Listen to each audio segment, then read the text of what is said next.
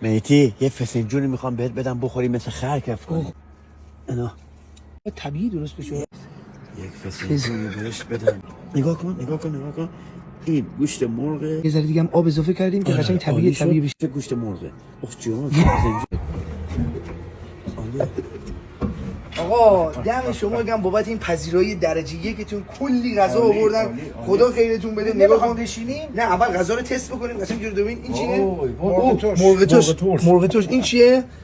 اینم این فسنجونه. این چیه؟ اینو بذار تست کنم. خورشت ترشه. بذار تست کنیم. خورشت مرغ. خورشت مرغ. تست کن. هر کی تست کنیم. وای فسنجونش. ببین.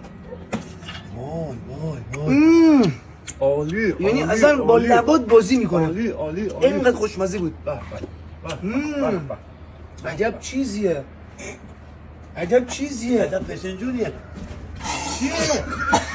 چیه؟ کجا داری می‌ری؟ دندون افتاد. دندونش چرا هر دفعه میفت؟ خدا فسنجون لیک. نه فسنجون بهش نشد. شاید جل ریختش تو.